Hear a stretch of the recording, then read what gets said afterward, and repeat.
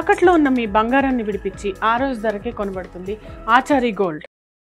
Sir గతంలో ఏమో 50 ఇళ్ళకి ఒకళ్ళని పెట్టారు కదా సార్, ఇప్పుడేమో 10 మందికి ఒకళ్ళని పెడుతున్నారు. ఎట్లా అంటే 50 ఇళ్ళకి ఒకళ్ళు చేయలేంది ఇప్పుడు 10 ఇళ్ళకి అసలు ఏంటి సార్, అసలు how things will match? Sir 50 ఇళ్ళకి ఒకళ్ళు అనేది వాలంటీరు, అది సేవా దృక్పథం ఏదో పెట్టారు. 50 ఇళ్ళు అంటే అప్పుడు అతను పార్టీ కార్యకర్త కాదు కదా? కాదు. రెండోది ఏంటంటే 50 ఇళ్ళకి ఒకళ్ళు అంటే దగ్గర 150 ఓటర్లకు ఒకళ్ళు. ఓకే, 50 ఇళ్ళు అది.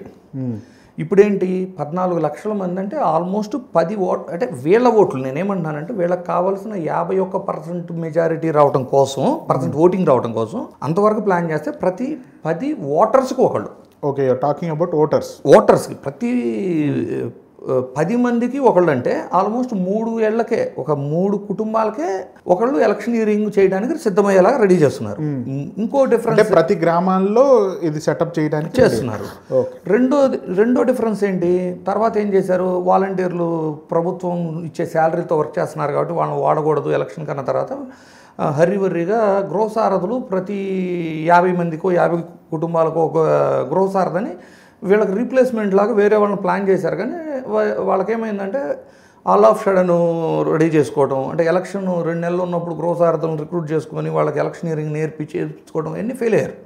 సో ఇప్పుడు ఏం జరుగుతుంది, 14 లక్షల మందితో అంటే మీకు 4 సంవత్సరాల టైం ఉంది. ఈ రెండింగ్ కల్లా కంప్లీట్ అయింది అనుకోండి, ఆ రిక్రూట్మెంట్ ఏదో వాళ్ళ పార్టీలో ఆ నియామకాలు అయిపోతే వాళ్ళకి 2 ఇయర్స్ ట్రైనింగు, ఎలా వ్యవహరించాలి, ఈవెన్ ఎలక్షన్ రోజు ఎలా నిలబడాలి, ఎలా వర్క్ చేయాలి అని నేర్పుకుంటే ప్రతి 10 మందికి ఒకళ్ళు నుంచోవడం అంటే డెఫినెట్లీ చిన్న విషయం అయితే కాదు.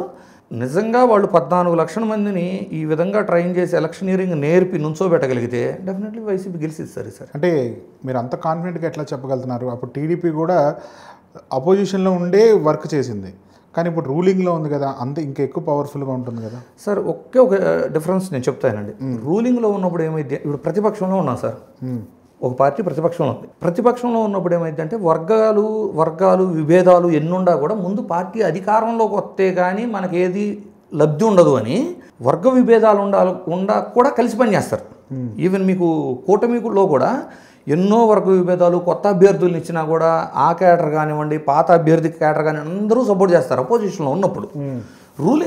రూలింగ్లో ఉన్నప్పుడు ఏమైంది అంటే మీరు ధర్మరాజు లాంటి సుపరిపాలన అందించిన తర్వాత కూడా డెఫినెట్లీ అందరికీ ఈక్వల్ న్యాయం చేయలేరు. కార్యకర్తల విషయంలో నమ్ముకున్న సెకండ్ గ్రేడ్ లీడర్లకి అందరికీ ఈక్వల్గా న్యాయం చేయలేరు. కొంతమందికి ఎక్కువ లబ్ధి జరిగింది, కొంతమంది ఎక్కువ వర్కులు తెచ్చుకుంటారు, కొంతమందికి తక్కువ ఉంటాయి. స్థానిక బాడీ ఎలక్షన్లు వచ్చినాయి అంటే డెఫినెట్లీ ఓడిపోయిన వాళ్ళు గెలిచిన వాళ్ళు గుర్తుండదు కాబట్టి రేపు జనసేన పోటీ చేస్తుంది, బీజేపీ పోటీ చేస్తుంది, టీడీపీ పోటీ చేస్తుంది. ఈ డిఫరెన్సెస్ అంటే ఈ వర్గ విభేదాలు అనేది రూలింగ్ పార్టీకి ఎక్కువ ఉంటాయి.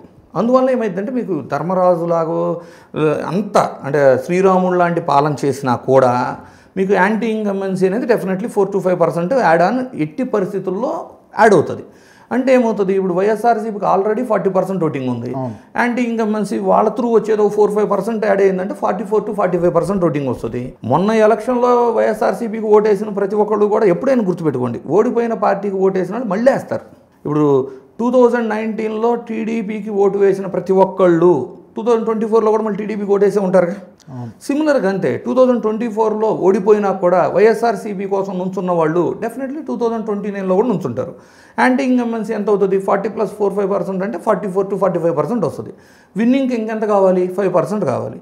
ఈ 5% కోసం డెఫినెట్లీ పని చేయాలి. ఆ పని చేయడానికి సిస్టమ్ అంతా ఉన్నప్పుడు డెఫినెట్లీ వాళ్ళకి హెల్ప్ అవుతుంది. మోర్ ఓవర్ ఏంటి, ప్రజెంట్ ప్రకృతి అనుకూలించాలి, ఎవరికి రూలింగ్ పార్టీ వాళ్ళకి ప్రకృతి అనుకూలించాలి, పైగా రాజధానిలో ఎంతో కొంత డెవలప్మెంట్ చూపించగలగాలి. ఎందుకంటే 2014 to 2019 రాజధాని డెవలప్మెంట్ చూపించలేకపోవడం కూడా మేజర్ రీజన్, ఎందుకంటే నమ్మలేకపోయారు. ఇప్పుడు కూడా మళ్ళీ అదే రిపీట్ అయింది అనుకోండి. ఇప్పుడు ఆల్మోస్ట్ 1.5 year అయిపోయింది. ఈ వానలు, ఈ వరదలు, ఇలాంటి ప్రకృతి వైపరీత్యాలు చూస్తుంటే ఇంకా రాబోయే 3 ఏళ్లలో 1 year ఇలాంటివి జరిగినా కూడా డెఫినెట్లీ అంత గ్రోత్ కనపడదు. సో పోలవరం కంప్లీట్ చేయగలగాలి. సో ఇలాంటివి ఎన్నో ఉంటాయి. రూలింగ్ గవర్నమెంట్కి వచ్చేటకేమో ఇవన్నీ ఛాలెంజింగ్ టాస్క్లు. అపోజిషన్కి ఏముంటుంది, ఏ చిన్న సందు దొరికినా విమర్శించేయటము, దాన్ని క్యాష్ చేసుకోవటం. అపోజిషన్ పార్టీకి ఎప్పుడైనా బెనిఫిట్ ఉంటుంది ఈ విధంగా.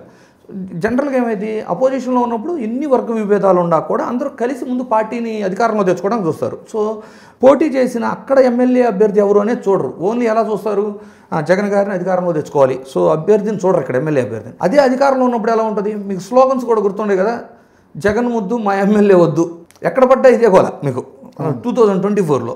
ఇప్పుడు వాళ్ళకు ఉంటుంది ఆ ప్రాబ్లం, అంటే లోకేష్ గారు నాయకత్వం కావాలి కానీ మా ఎమ్మెల్యే వద్దు. ఇలాంటి సినారియోస్ ఇప్పుడు స్టార్ట్ అవుతాయి అనమాట వాళ్ళకి. ఎప్పుడైనా రూలింగ్ పార్టీకి ఇలాంటి ఛాలెంజెస్ చాలా ఉంటాయి. So that is the reason నేనేం చెప్తున్నాను అంటే, రియల్లీ వాళ్ళు 14 లక్షల మంది సైన్యాన్ని నిలబడగలిగిన వాళ్ళని తయారు చేసుకొని కొంచెం ఎలక్షనీరింగ్ ట్రైనింగ్ ఇచ్చారు అంటే మాత్రం డెఫినెట్లీ నేనేమి దౌర్జన్యం చేస్తారని చెప్పట్లేదు. వీళ్ళ ఓటర్స్ని వీళ్ళు ఓటు వేయించుకోగలరు. వీళ్ళకి ఆల్రెడీ 40% ఉంది, యాంటీ ఇన్కంబెన్సీ 4% వస్తుంది, ఇంకో 5% కోసం పనిచేయాలి. పని చేసుకోగలిగితే వీళ్ళు గెలవగలరని చెప్తున్నాం. మీరు బంగారం తాకట్టు పెట్టి ఆ బంగారం డబ్బులు కట్టలేక ఇబ్బంది పడుతున్నారా? ఆచారి గోల్డ్ వాళ్ళు మీ బంగారం కొని మీ లోన్ తీర్చి మిగిలిన డబ్బులు మీకు ఇచ్చేస్తారు. ఇంకెందుకు ఆలస్యం, ఆచారి గోల్డ్ ఈ నెంబర్స్కి కాల్ చేయండి.